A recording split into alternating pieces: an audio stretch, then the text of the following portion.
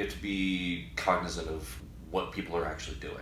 You have to study their behavior. Once you give them access to whatever your tool is, you have to actually be willing to accept that maybe they know better how to use it than you had in mind in the first place.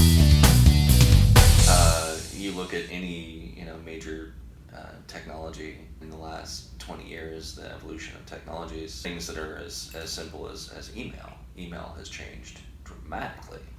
And it was very simple to begin with. It was just, messaging, peer-to-peer messaging. You're sending a message to somebody else. Mm-hmm. But the interactions that people have with it now, the way that it's permeated a lot of, how we interact with everything. It's to an extent, it's our identity online anymore. And the attachment that people have to that versus it simply being something that's like your phone number is not the same anymore.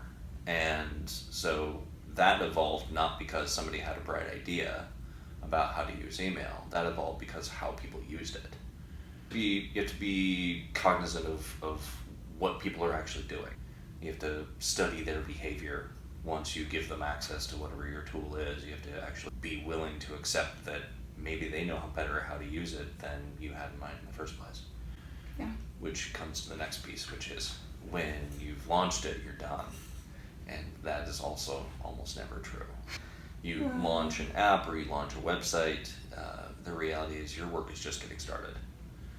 The moment it hit the public eye, you need to be flexible, you need to be willing to take feedback, you need to not, in the parlance of Apple, when the antenna was being sort of glitchy because it was in a particular place on the phone, Mm-hmm. Apple told their customers, well, you're holding the phone wrong.